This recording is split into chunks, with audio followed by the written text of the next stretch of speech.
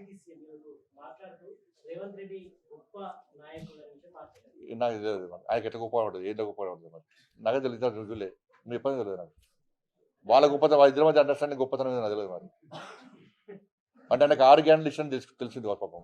2500 రూపాయలు మహిళలకు ఇచ్చారు, లేదంటే 15 రూపాయలు భరోసా ఇచ్చారు, 12 రూపాయలు రైతు కూలీలకు ఇచ్చారు, తులం బంగారం ఇచ్చారు, 2 లక్షల ఉద్యోగాలు భర్తీ చేసారు, లేకుంటే 4,000 రూపాయలు నిరుద్యోగ వృత్తి ఇస్తున్నారు, 4,000 రూపాయలు ఆసరా పెన్షన్లు ఇస్తారని తెలిసింది వాచ్ ఆయనకి. ఇట్లా రెండు పక్క చోళ చెప్పారు వాచ్ ఆయనకి. రేవంత్ రెడ్డి కాకుండా ఎవరు సీఎం ఉన్నారు, అల్లు అర్జున్ సీఎం ఉన్నప్పుడు కూడా ఆ సంఘటన ఖచ్చితంగా అరెస్ట్ చేసే వాళ్ళు ఉండవచ్చు, దాంట్లో తప్పుపట్టే అవసరం చెప్పి ఇప్పుడు అరెస్టులు అవన్నీ తర్వాత విషయం. అసెంబ్లీలో 6 గ్యారెంటీల చర్చ జరిగిన అసెంబ్లీలో ఒక వ్యక్తిని వ్యక్తిగతంగా ఆయన గురించి గంట సేపు మాట్లాడాల్సిన అవసరం ఏమొచ్చింది అన్న. అరెస్ట్ అయిపోయింది, జైలుకి పోయింది, వచ్చేసింది, అయిపోయింది, ఇష్యూ క్లోజ్. అంతే, 6 గ్యారెంటీ డైవర్ట్ చేయడానికే. ఇప్పుడు ఏమైనా చర్చ ఏమైంది అసెంబ్లీలో, దేని చర్చ జరిగిందంటే అల్లు అర్జున్ చర్చ జరిగిందని ప్రజలు చెప్పుకునే పరిస్థితి వచ్చింది. వాళ్ళు ఆ చర్చ అవసరమా అని మేము అంటున్నాం. ప్రజా సమస్యలు ఉన్నాయి, అసెంబ్లీ దేనికోసం మాట్లాడుతున్నారు ఇవాళ.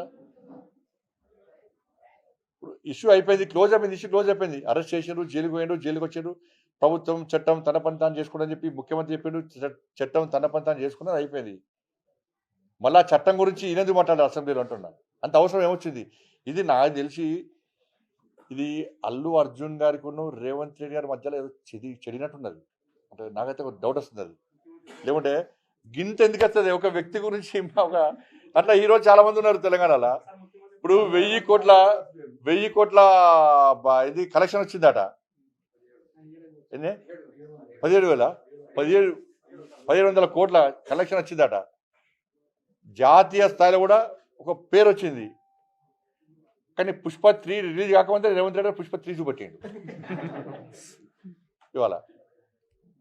ఇది ఏందో ఉంది ఇద్దరి మధ్యలో. మరి ఆయన చెప్తారు, ఈయన చెప్తలేడు. మధ్యలో మిగతా పిచ్చలేకపోతున్నారు. ఏదో చెడింది అది. 14% ఇంకా ఉండొచ్చు మరి రకరకాల జరుగుతుంది అది.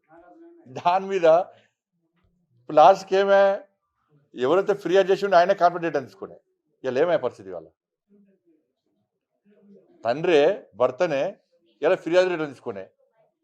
మరి ఆయన ప్రభుత్వం నమ్మకం ఉందా, లేకుంటే అల్లు అర్జున్ గారి నమ్మకం ఉందా? ప్రభుత్వం మీద నమ్మకం లేకనే కదా రిటర్న్ తీసుకున్నది. మరి నమ్మకంగా కుటుంబాన్ని కూడా నమ్మకం విశ్వాసం కుదుర్చగలిగిపోయింది ప్రభుత్వం ఇది, చేతకాని ప్రభుత్వం ఇది.